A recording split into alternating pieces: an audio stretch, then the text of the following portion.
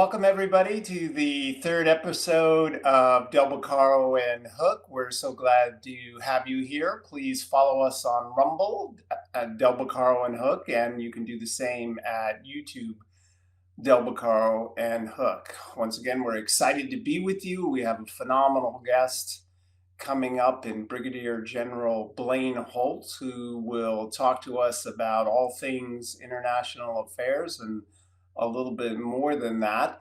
But we're going to kick it off with the two of us. There's my co-host, Steve Hook, and we want to talk about, I don't know, Steve, I heard that there was a debate coming up.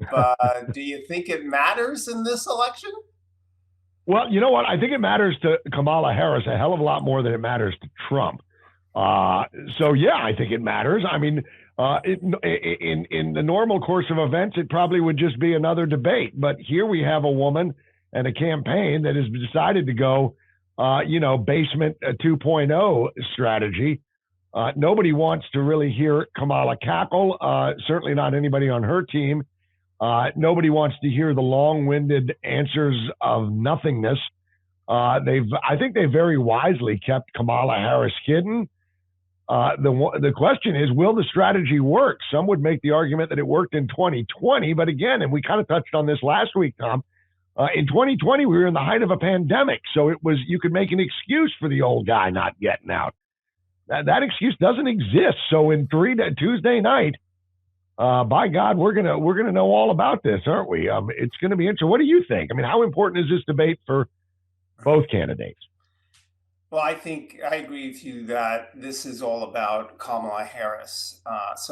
Let me have some thoughts, give some thoughts here, and also things for people to watch as this is going on. As you know, I debated her twice. So I'm as familiar as just about anyone as to how she handles the debate. But here's her problem. And she is sequestered herself away like Biden did for a week in order to get ready for a debate, which, by the way, tells you why she shouldn't be commander in chief. Because if you have to practice for a week in order to do a debate, then you obviously don't have either the skills or the depth of knowledge. And let's start with that second thing, depth of knowledge. We don't know what her plans are economically or otherwise. Why is that? Well, in significant degree, they don't exist. And so here's her problem. She's not only studying how do you answer questions or what might Trump say, but she has to come up with her own plans. She has to memorize those plans. Then she has to be able to explain to the world what those plans are and why they are relevant to their lives. And she has to do this in an articulate manner. And if it was just simply telling people, here's why I like chocolate ice cream, that's one thing. But if she is finding out for the first time what her plans are and has to do all those things, I don't see how she succeeds with that. I don't either. Let's go to what to watch for with her. Because she lacks a depth of knowledge, and you marry that to her being an insecure person, and that's where that nervous laugh belies her insecurities. Watch to see if she becomes rather dour during the debate. And what I mean by that is intensely serious, bordering on anxiety. Because if you're in a world where you're unfamiliar, and she hasn't debated in forever, and she doesn't answer hostile questions from any press, what you saw on the CNN program, I didn't call that an interview, I called it a program. She looked very dour during some of these questioning because she didn't know how to deal with it. So will she even smile very much in this debate, or will she be overwhelmed with the circumstances? I think that's what people need to work at. Let's go, though, to a clip where she Go ahead, Stephen. Let me just intro this clip a little bit because it kind of touches on where you're at. What's the strategy for her? Harris spokesman Ian Sams was on with Andrea Mitchell at MSNBC.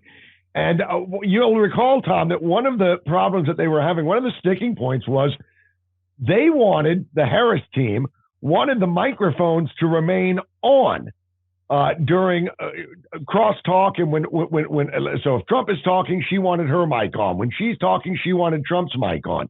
And the only reason they could possibly think that that would be a good move is if she could goad President Trump. And Ian Sams all but confirmed that. Let's check this clip out with Andrea Mitchell, spokesman for Harris campaign, Ian Sams. Go. James Carville, Democratic guru, has suggested that she ought to be getting under his skin. And clearly what is working for you so far in the last couple of weeks is her ridicule, not taking his taunts seriously, sort of dismissing him and all of his disparaging insults that she's not intelligent and the remarks about gender, which she didn't respond to in that one-on-one interview. Is that the game plan, to just kind of dismiss him and prompt him to go off message, prompt him to be less disciplined?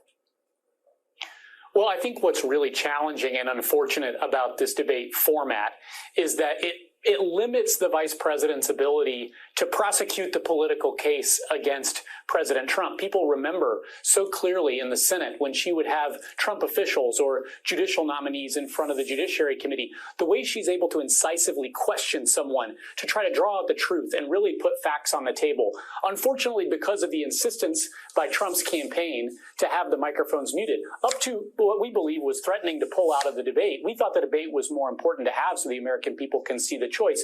But it is unfortunate that she won't be able to go after him with that sort of prosecutorial line of questioning to hold him accountable in this debate. We know he's going to try to mislead the country about where he stands. We know he's going to push negative attacks on the vice president.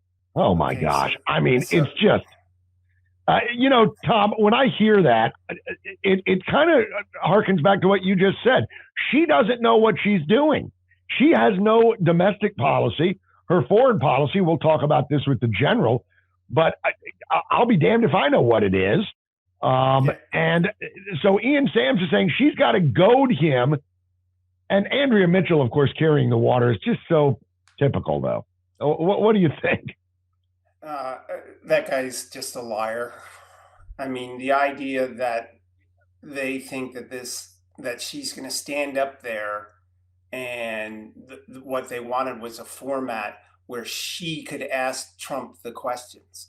We haven't had a presidential debate where a format based on the two candidates asking each other questions predominantly since I don't know when, if ever. So that was all just a bunch of BS. Yeah. The reality is that she wanted that open mic. So if Trump spoke over her, she could do what she did to Pence, which is, "I'm speaking, sir." And so she could make that comment about how disrespectful. Yeah, make him look like a bully. Make him look like a bully. Exactly right. And that's what it came across to me. I'm like, oh, for gosh sakes. I mean, come on. Just put your best foot forward and let's see what you've got. Argue the merits of your policies. And she can't do that because she hasn't stated any policies. And I'm wondering. Go ahead. The real danger here is this could be the first time ever she has to do this, and she has to do it when you do something for the first time. And oh, by the way, this is like your first golf swing, but you're doing it on the 18th hole for the Masters Championship, right? So she has to do this in this incredible, intense situation, and it's the first time she has to do this, which is why I think I can't imagine her being very successful in this. My hope for Trump is that he says, "Here's how we're going to fix things," because that's really all independents and those with their minds not made up yet. That's all they want to know is how is this going to be fixed? Okay, we have to move on to the next discussion, and part of which, of course, we will discuss with our awesome guest this week, Brigadier General Blaine Holt. This issue of Ray sitting there I couldn't take him seriously, and I don't take Merrill Garland seriously. But they're claiming that Russia wants to interfere with the election. Now, look, the United States has interfered in its history with countries and the directions they go. We had Radio Free Europe. You could make the argument that what that whole point was to agitate those people that were under dictatorships to do something. You could make the argument that's interfering. It is, in a sense, saying we're trying to influence you. I don't have any doubt that China, Iran, and Russia, and I know you agree with me on this point, would rather see Kamala Harris be the next president of the United States so they can step all over her. And so part of me says, yeah, sure, I don't have any doubt that these countries want to do something to affect the election, but I know you have a dimmer view of Merrick Garland on the subject. Well, I just think that Merrick Garland, you know what it is, Tom, that's frightening to me. Is I've always said that apathy is going to lead to the end of this nation's existence, but ignorance will too. And of course, the media plays a big role in that. So when Merrick Garland rolls out and starts talking about election interference, what he's saying without saying it is, this is all to benefit Trump, and therefore you should hold this against Trump. But anybody with a thimbleful of common sense knows that malevolent forces around the world would much rather be dealing with a weak candidate or president than someone who has shown strength. Trump, love him, loathe him, have no opinion on Trump. He was strong. And speaking of that, let's check in. Two of the guys that headed up the whole Twitter files, Michael Schellenberger and Matt Taibbi, both liberals, it should be noted. They were commenting on Garland's big announcement the other day. And here's Michael Schellenberger basically saying, hey, man, this is small ball stuff. Let's check this cut out real quick and see if you can get what I mean here. This is really small ball stuff. There's no evidence that any Russian money changed anybody's opinion. They say in the indictment that two of the influencers that were targeted did not know that it was Russian money. There's no evidence that really there was any serious amount of media coverage to influence anything measurable in terms of opinion.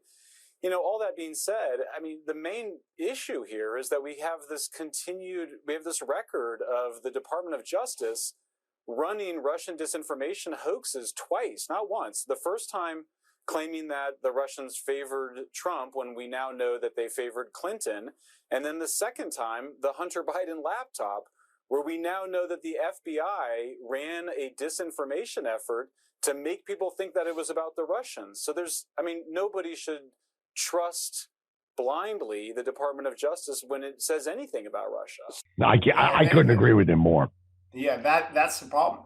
They have no credibility whatsoever to speak on any particular subject.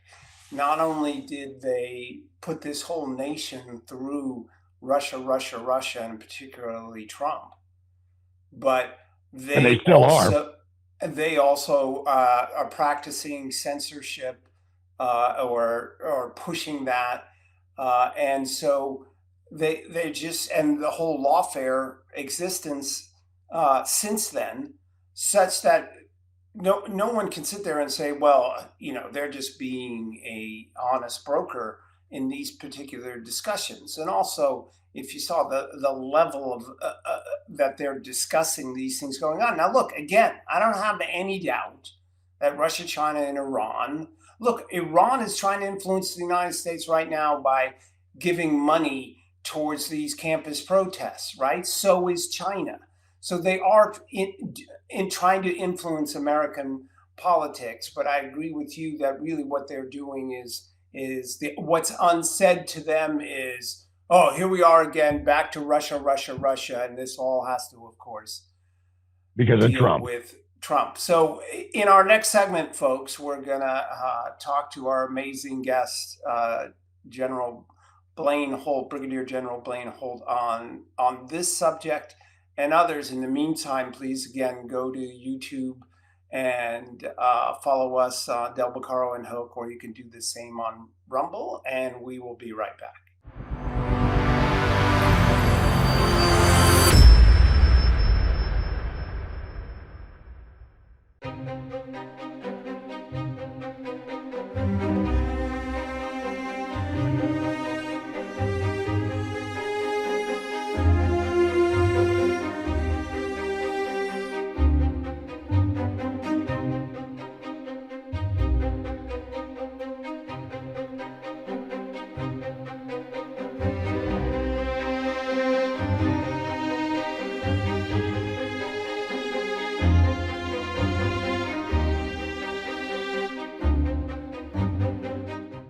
Welcome back, everybody, to Enlightened Dissent with Del Beccaro and Hook. I'm, of course, Tom Del Beccaro. That's Steve Hook as well. And I'm thrilled that we have this very special guest, retired Brigadier General Blaine Holt.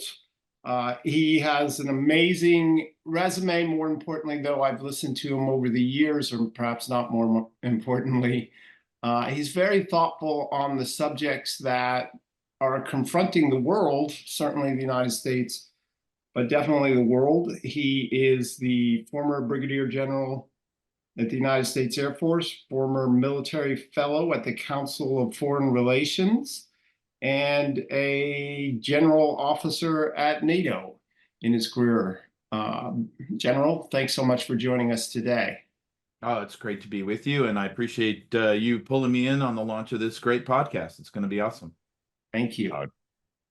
So there's a million things we can talk about, but for my money over the years, I have said, and when you comment, you can tell me I'm wrong, and we'll try not to hang up on you, but I've said that the most dangerous or troublesome country in the world is Iran. Russia's plotting. China is very dangerous, but fairly rational in its actions, and North Korea is difficult to really characterize, but they have such limited means. On the other hand, Iran is right in the center of this very crucial part of the globe and the world economy. They're very ideological, and to me, for my money, there's no telling what they would do if they actually did get a nuclear weapon. And so I'm curious on your thoughts on how dangerous is Iran right now, and then after that, we need to get into how do you deal with what is the threat Iran presents to the world? Okay, so that's a great question, but it starts with a very interesting tack you went off on there, which is what is the most dangerous country, and is it Iran? Let me be a little provocative as we get started here. What if the most dangerous country in its current format, in its current composition, the way that it takes strategic actions, the way that it has destabilized the world, what if the most dangerous country is the United States of America? Because the United States of America and this administration, which takes its seats only to be blistered by the Chinese in Alaska publicly because they didn't know what they were doing, rolls on into a place called Afghanistan, projects American weakness globally, entices a guy named Vladimir Putin that this is the time for your strategic objectives. With our blessings, go to Ukraine, see if we stop you, and ignites wars and threats of wars all over the world, emboldening this country, Iran, which is a complete snake, but billions and billions of dollars. That's a continuation of the Obama administration, whether it's looking the other way on sanctions or whether it's getting to the place where we're actually negotiating with terrorists and paying $1.2 billion in a ransom per American citizen that we want to get back in exchange for 5 thugs. So who's the most dangerous? Because I will always tell you, Tom, that the one paying for it is the most dangerous. And we see that playing out in our country every day as we watch the mainstream media attacking the population, going after speech they don't like, hand in glove with an administration that during an active shooting stands up and says, we're coming for you, using lawfare because we're going to try to rewrap this Russian narrative that Trump is in bed with them. Let's talk about the 4 bad guys: Russia, China, Iran, North Korea. That no group of thugs has ever benefited more from an administration than this group of countries that in each of their own ways threatens us. China threatens us because of their own collapse. They're internally imploding. And what does a drowning victim do when it's going down? It reaches for anything. And the CCP is a very endangered, wounded dragon It's dependent on Iran because of those oil fields, which Israel could take away any time now. Russia has every interest in the Iranian weapons machine, fueling their needs, and at the same time checking Israeli power because they don't want to see that, because Israel is a typical ally of the United States. North Korea, ready to just profit from it all. All they're looking at is, how do we make a buck on this? We'll threaten everybody, and we've got the nuclear weapons to do it. So I agree with everything you said, except for the fact that the root ball comes out of U.S. policy and lack of leadership. Yeah. JFK, after hearing that, JFK said, famously, he said, domestic politics can defeat us, but foreign policy can kill us. And I agree the level of magnitude of, I don't know, I'm an attorney, negligence, but also naivety with these people. I get asked a lot about this, and I said, are they just dumb? What are they doing? And I said, part of it is ideological. Part of it is they have no real world experience, and they have this view that we're associative beings. We assume the other person will think along with us, which in foreign policy, and I'm sure your entire career, that's not the way it works. The tyrant on the other side doesn't share your values because they have no aspect of their lives is similar to yours. And when it comes to the enemy, you have to acknowledge them for who they are, not who you want them to be. And so they don't do this. And of course, the Democrats, going back to the 60s, the Vietnam War, I think, changed their entire outlook on politics. They, JFK was willing to be strong, but he paid a heavy price for this. So they have turned themselves to domestic politics and turn off the TV when it comes to foreign affairs, in my view. So if the TV's off, they don't have to deal with it kind of mentality. So back to Iran. I understand what you're saying. We had reduced their revenues. We had turned off the spigot, as far as I could tell, during the Trump administration, and they opened it wide again. So, but what do you do at this stage? Because clearly they love their proxy wars. They succeed for them. What do we do now? So before we get to the strategy of that, a word about negligence versus malevolence. I would argue, and this is one of the most infuriating things my senior officers would say about me, and that's why I got the nickname the Irascible. But one of I would always say, you know what, I feel strongly about that both ways. There is negligence. You can find it everywhere across the entire government. There is no question that an academic like Jake Sullivan would do better just sitting in his office playing with plastic toy soldiers than actually getting real soldiers killed on a battlefield someplace. There is no question that there is negligence in that.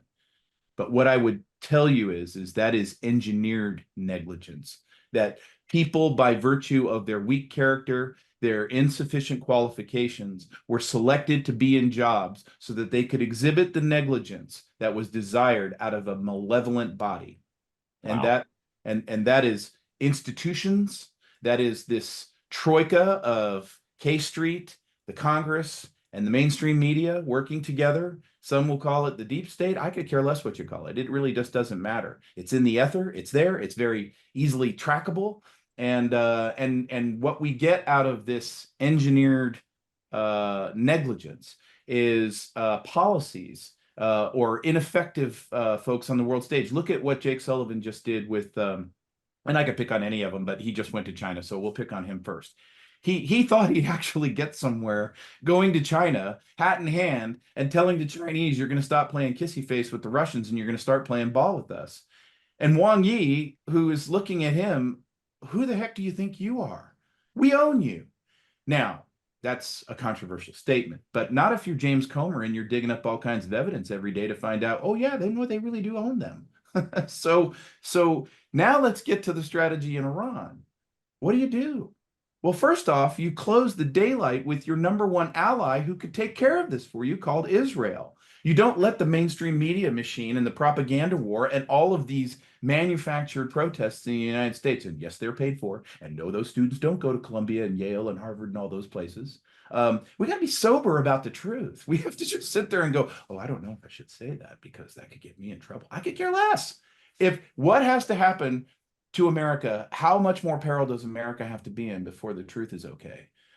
I would prefer that even if Nero were playing the fiddle and we were in trouble and the Constitution was in the sewer, that we were at least telling the truth to each other. So all of that daylight between us and Israel makes for an ineffective strategy because no one will even say the four-letter word Iran in this administration. They will talk about a ceasefire in Gaza. They will say the Houthis are really like a peer to the United States Navy, which is an absolute bunch of nonsense. They will array our forces in harm's way and not reassess our strategy in the region to do anything about it. So Iran, simple, cut the money off. Tell them how it's going to be. If it's not going to be that way, and you're not going to have soft power work, which I believe it would, because the mullahs ultimately are just a bunch of bullies. Look what happened when Israel bombed them. They just shut their pie holes. Look what happens when Hania took the hit right there in broad daylight on the day of their inauguration for their, in air quotes, president.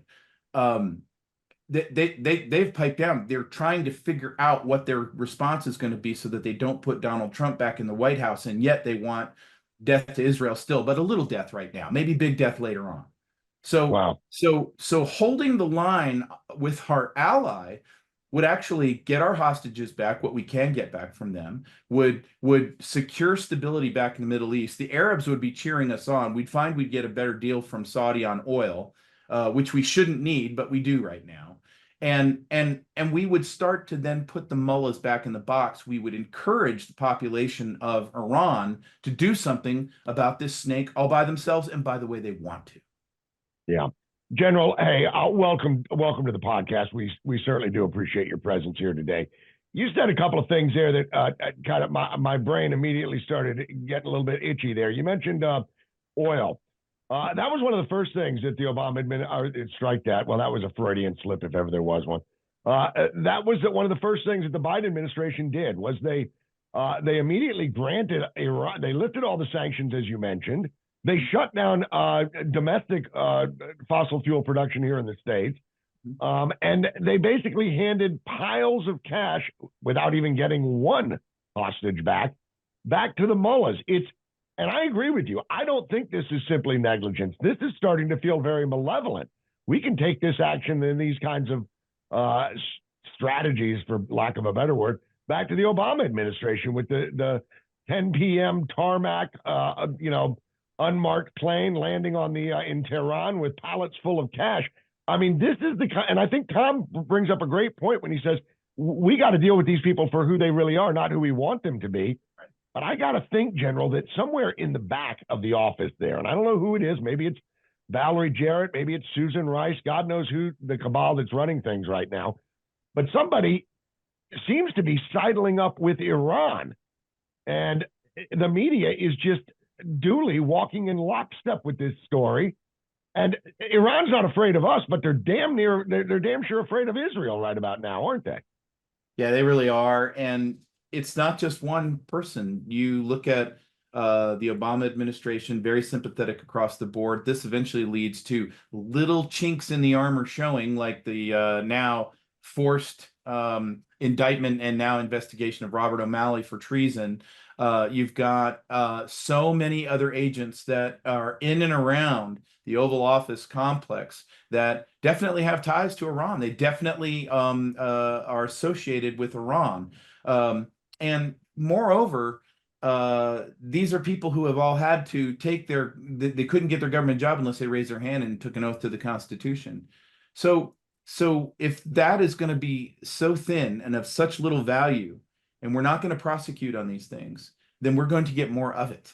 If we're going to continually look away from these particular issues, because somebody might accuse us of pulling out some Reynolds foil wrap and making a hat, if we're going to have fear in those discussion spaces, well, then saddle up, because you're going to be fighting Tren de Aragua down the street.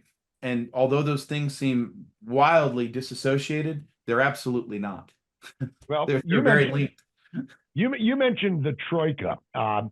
So the three legs of the stool. I would argue that the most dangerous leg of that stool, as it stands right now, is the U.S. media.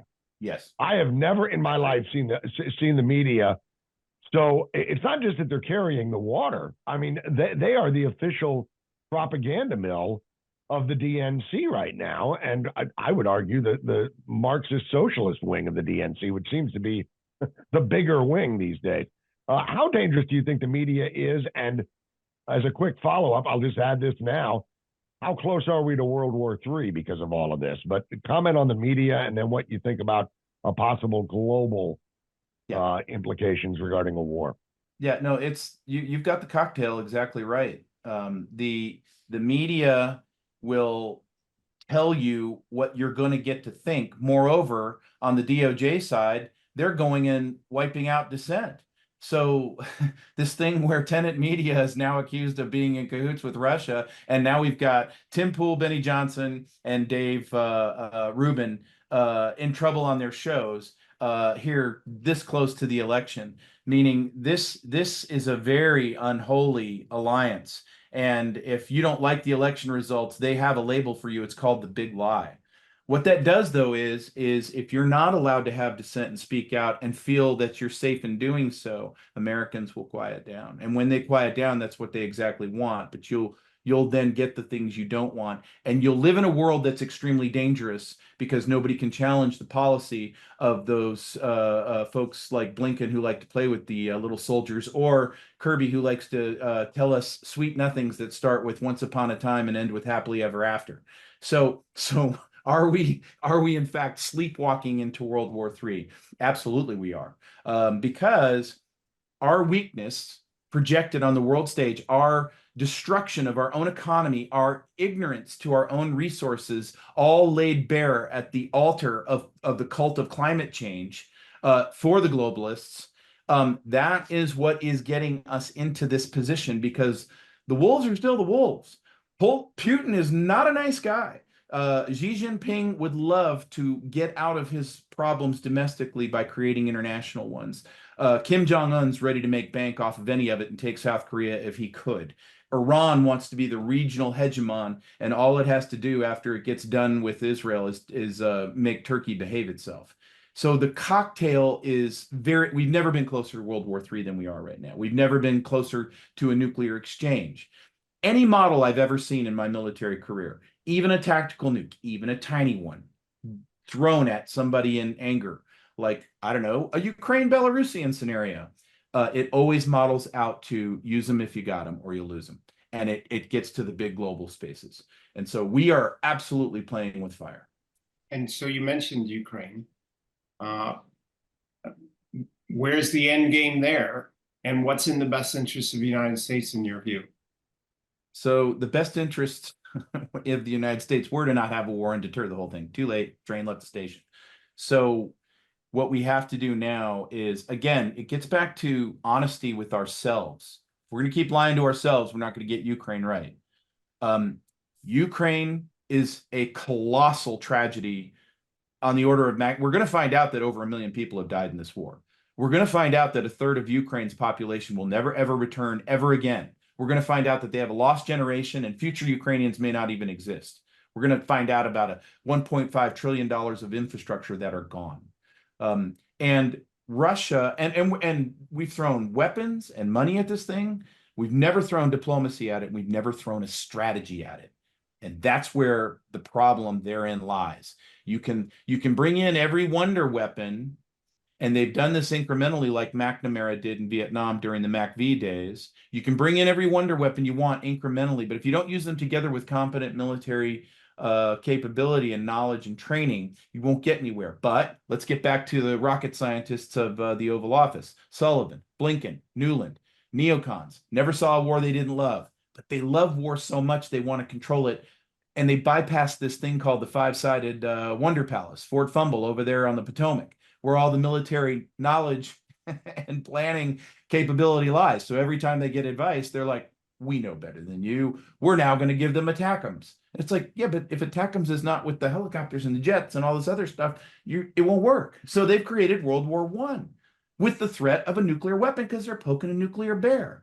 The way out of this, and Russia is breaking through the lines right now because of Syrski's stupid curse strategy, which I think had some Western push to it.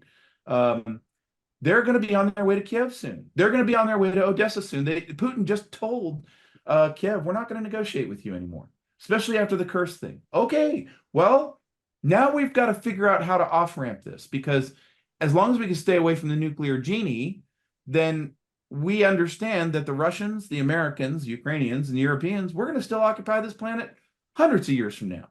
So what we better do is take a step back, find out what the strategy is, put reasonable people in a room, no preconditions, and start talking through the puts and takes of what's got to happen to take this back, get this de-escalated. Zelensky just fired basically his entire government. Syrski's going to go any day now, is what I'm being told. And if that's the case, what we've got to figure out is, what does Ukraine next look like? We're not going to fix it. We're not going to get back to that place, that magic place that Boris Johnson blew up in Turkey when they nearly had a peace deal 30 days after the war started. We can't get back there. We can't make stupid assumptions that the victor in the war is going to suddenly magically yield land back because the sanctions haven't worked. What we have to do is go, okay, look, you want a buffer? You want them not in NATO? We can talk about that.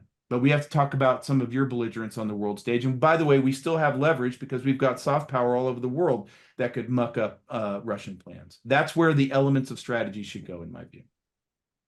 Yeah. And let me ask you this, General, because, we talk about this. First of all, this past week, Merrick Garland came out and started talking about Russian interference. So here we go again.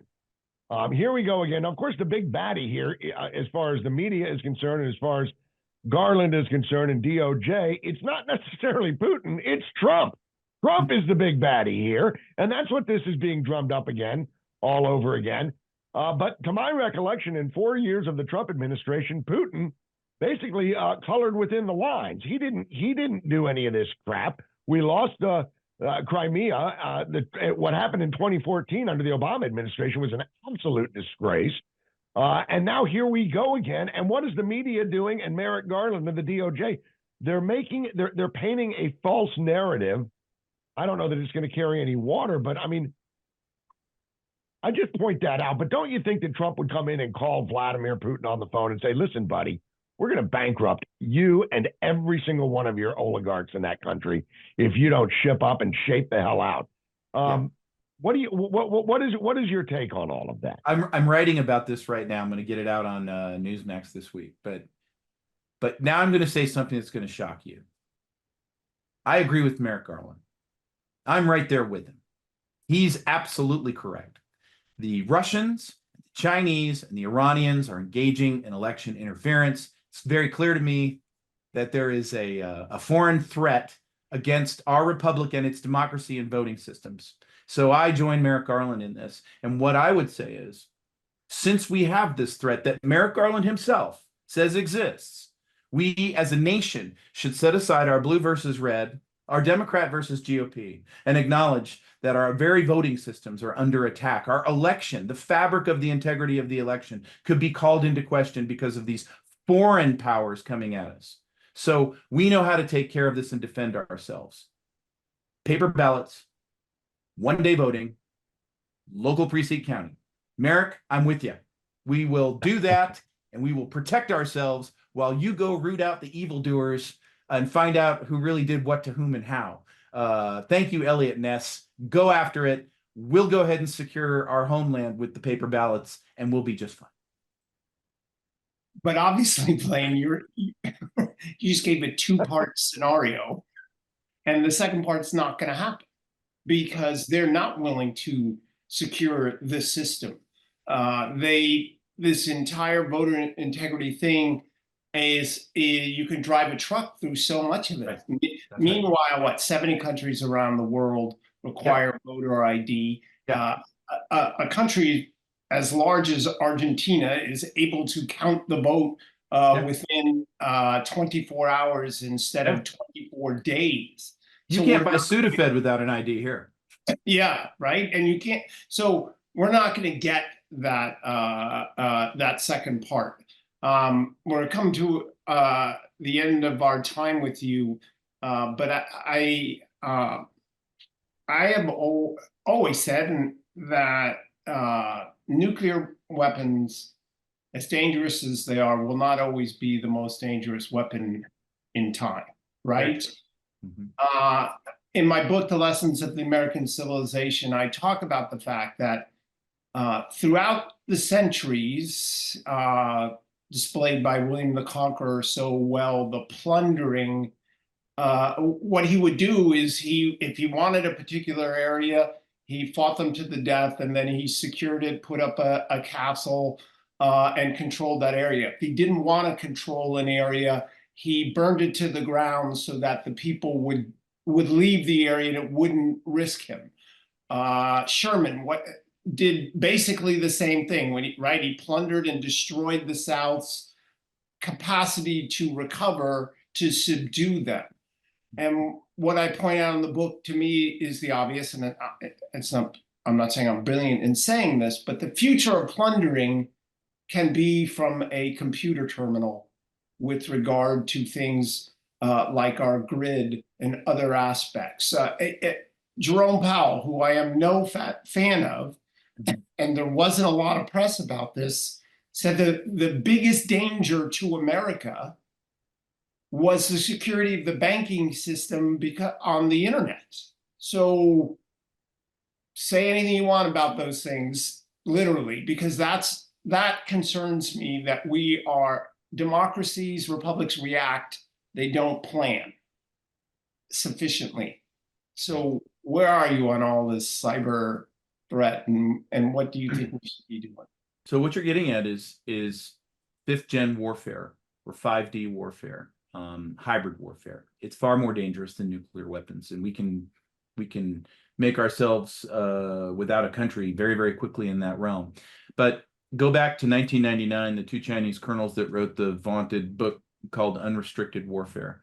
There has never been a more important time for every single American citizen to get that book out, whether you understand it or not. If you don't understand it the first time, read it 5 times, read it 10, but read it. And the reason is, so in 1999, when it came out, I was in the Royal Belgian Defense College as a young major staff college student, and it all came out, hit the press, and we all read it. We had a Chinese student in our class, and we just attacked him over this thing all the time. But the point I'm making is, that's the day after I finished that book that I said, I'm not just a pilot, I've got to become a strategist. I've got to figure this stuff out, and I've got to think this way all the time because my enemy's thinking this way. So something as simple as, in a cyber sense, to your point, Tom, turning every traffic light in the entire United States green at the exact same time, what happens? How many people do you kill? Kill a lot of people. So the Chinese and other adversaries around the world, everybody credits the Chinese for being these great strategic thinkers. No, but they're very clever. They're very clever. And so when you get to these layered approaches of cyber, grid, your water security, your food security, infiltration, blackmail, extortion, co-opting governments, co-opting governors, you take that it's an onion approach. It's a layered approach, and you make the enemy's ability to recognize a threat vector almost impossible, because you're getting hit on not 2 threat vectors, you're getting hit on 150 threat vectors. And now with AI introduced, it's for an aggressor in this realm, it's heaven. What if I put up a Zoom call that was very valid that you took, and it looked like your doctor, and your doctor was telling you, my gosh, we've got test results back and we've got to get you to this place. We're going to that as a weapon. We are going to that as a weapon. That can happen. So it's not to frighten the audience, but what the audience should do is read books like this, understand them with sober clarity, and then work your local governments, work all the way up, and demand that we have responses to this, that we adhere to our Constitution, adhere to our liberties, and always, always, always assume that we have foreign bodies that are here amongst us. Oh, I don't know, 10 to 15 million fighting age men that were just allowed into our country that could go at any time, and we're watching it happen right now. That is a layer in the onion. It is nothing more. It is not a separate thing all by itself. There is no such thing as stovepipes. These things are all wrapped into each other. Look at the people paying for the protests on Columbia. and I can draw you a dotted line all the way through that apartment building in Aurora, Colorado that just took over, or even an active shooter incident. So I love that you're finishing me out here, at least on 5th Gen War, because that is the true war that we have been in. We're not waiting for somebody to wave a green flag and go World War III is here. This war has been waged. Yeah, and all you need to do is look at Eric Swalwell, look at Dianne Feinstein, hell, look at Kathy Hochul. Yep. It does seem rather odd to me that all of the Chinese spies tend to latch on to Democrats, but maybe they love the powerful. Well, no, hold on now. There's enough room to go around on both sides of the aisle. Go on down to Georgia and see how that's Chinese true. business. That's my home state. The look at me too. Go Dogs. Tim Walz's relationship with the Chinese. That alone should disqualify him from contention. No kidding. By the way, before you go, General, go Dogs, sick 'em. I am a bulldog myself, so way to go. Awesome. Okay, so before this goes completely off the hook, and the SEC takes over this discussion, which I'm afraid would cause me to just burn up and evaporate before your eyes, General. The reason why I love listening to you is it isn't just the directness, but it's the soberness. And you've heard many times, civilizations will collapse from within before, right. And what happens on the outside is the push becomes much simpler. And our refusal to be sober about these things and understand the danger. I don't know if you know, right after Biden was elected, I wrote a piece in the Epoch Times called 4 Years of Living Dangerously Under Joe Biden. And the concept was simple. It wasn't, people question his virility and his mind. But I also knew that we were going back to the days of this, all the things you're describing. I mean, the worst name in the history of mankind in national security is Blinken, right? You couldn't make that. If I wrote a book about it and used that name, you'd be like, no, that's too obvious. Too obvious. But people said that Carter was the weakest, but Carter didn't have China and the internet to deal with, and that changes. It changes so very much. So we thank you for being on tonight with us. And hopefully we look forward to better days and to talking with you again. Great. So thank you very much. Congratulations on the new gig, and thanks for having me. It's an honor. All right. We will be back in the not too distant future. No, we'll be right back after this message. Thanks so much, everybody.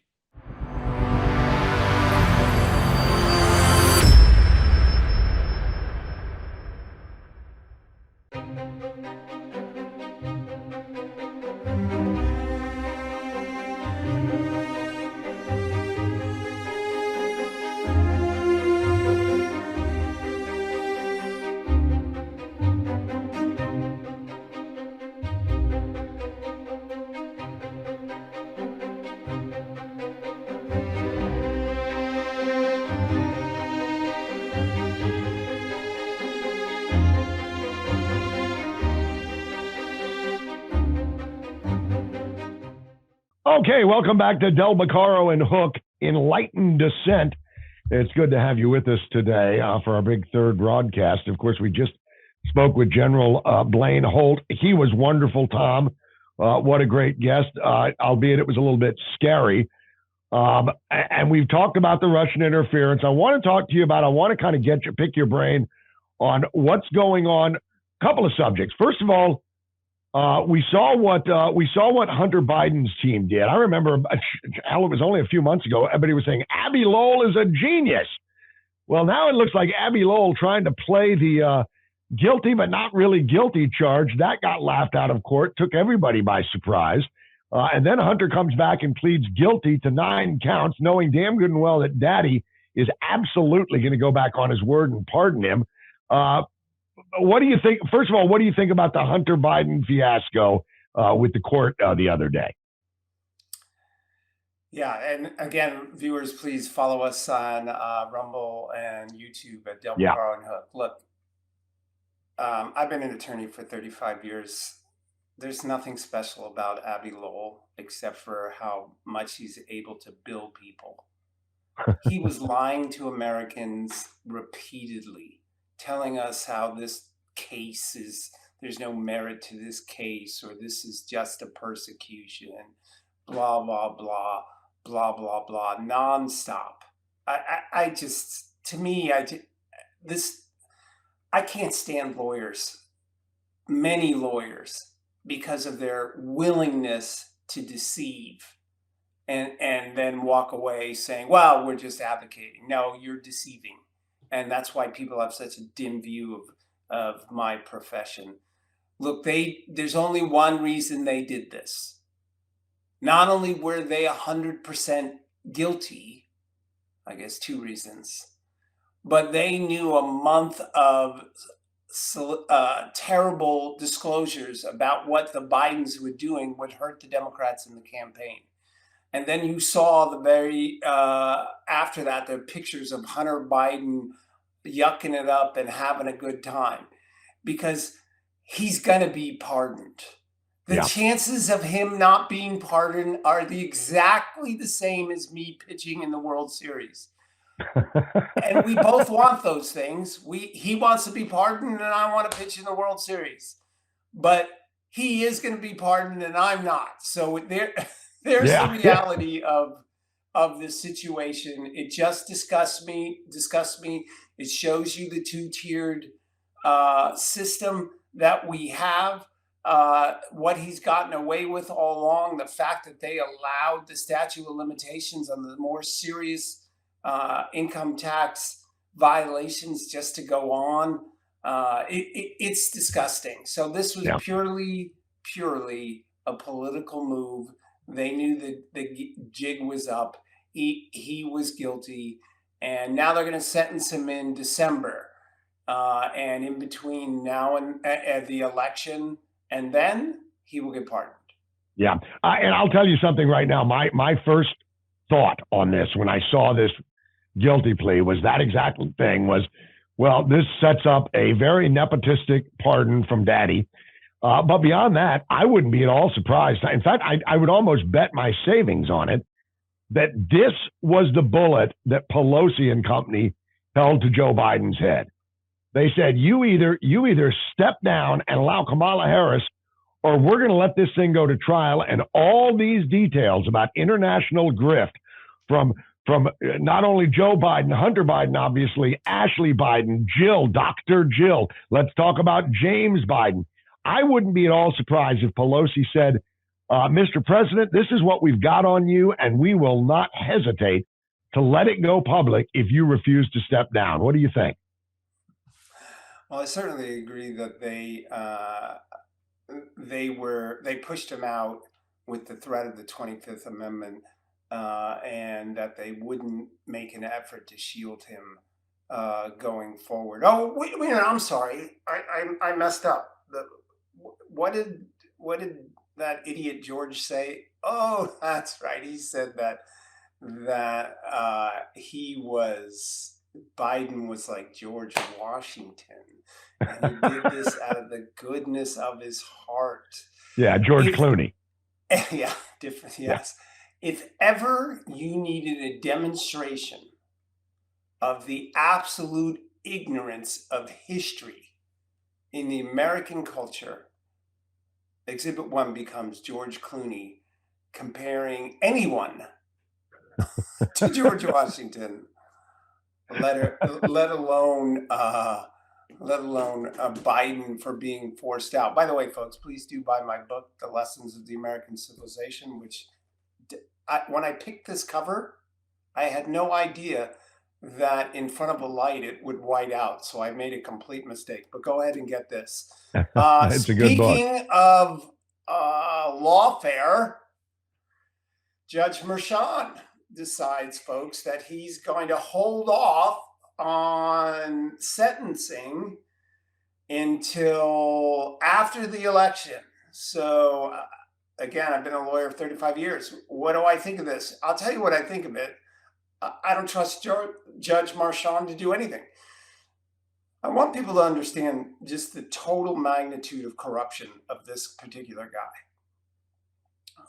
The canons of ethics in New York and anywhere for a judge is to avoid the appearance of impropriety.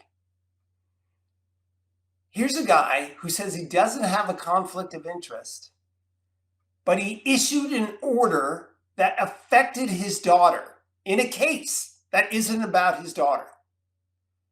Now, I don't know how anyone on the globe can say my daughter doesn't present a conflict of interest. I'm going to rule in her favor, even though she's part of the case. Totally absurd. Yeah. And so I don't believe he does anything for a good purpose. Yeah. Well, that's what Turley said.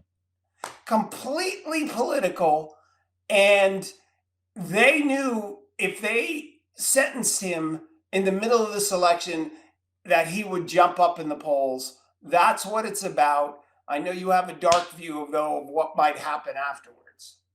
Well, my suspicion is that I think you're right. Jonathan Turley came out and said Judge Marchand made the right call, but for all the wrong reasons.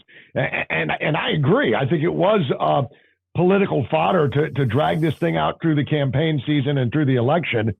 But the reason that they've suspended, the reason that Marchand is saying let's not do this, isn't because he doesn't want to appear non-political. It's none of that garbage. The media will push that, but that's not the truth. The truth is they're going to try and figure out a way to get Kamala Harris in office. If Kamala Harris gets in office, then Marchand will, I'm sure he will crucify, or just short of crucifying Trump, but he's going to send him to a lot of years in prison for really nothing. And God knows Kamala Harris won't pardon him. So that would be the way that they get rid of Trump in one fell swoop, and Marchand can say, no, this had nothing to do with my daughter making big bank off of this case. This has everything to do with the rule of law, blah, blah, blah. It is rather ironic, Tom, that you've got a daughter on one side of this that's making fat bank. And then in the case of Hunter Biden, you've got a ne'er-do-well son that has made bank for the entire family, the entire international family of grift that is the Biden family. It's scary times. I fear that hypothetical this thing out, if Kamala Harris wins and Marchand sentences Trump to 20 plus years, whatever it would be, I think they're trying to get like him over 100 to just get him to die in prison. I think you're going to have massive civil unrest. I think, our crowd doesn't tend to go and burn buildings down and loot and get all violent and do the peaceful protest thing. But I suspect that might light the fuse. That would just infuriate people. What is your take? Well, I don't actually think it would lead to that. I do think there would be a lot of anger on the right, and justifiably so. But keep in mind that this is going to be overturned on appeal, and Trump will be able to say, see, I told you all along I was persecuted here, and that's what's at stake in this particular election, was at stake in the election, and now you have this woman in office and she wants to censor you and all the other things that are at risk. So I don't think it will to lead to that kind of thing. I mean, if it would have already, because they have all of these cases all at once. Okay, folks, we've reached the end of our program today. Beccaro and Hook's Enlightened Dissent. Please do us a favor and follow us at Rumble and YouTube. Please send the link to these things to your friends so that they can share. Put us in your email list, and we will be back next week with another good show. I have a great guest. We have a great guest lined up for that as well. And we appreciate everyone, and go out there and talk to people about what's at stake in this election. That's right. And next time we'll be able to talk about this debate, which we're all waiting for bated breath. By the way, at Del Beccaro and Hook, at Del Beccaro and Hook, 2 C's, 1 R, my friends. And Tom, it was a wonderful show, my friend. No doubt. General Blaine Holt was phenomenal. All right. We will talk to you next week. Thank you very much. Goodbye.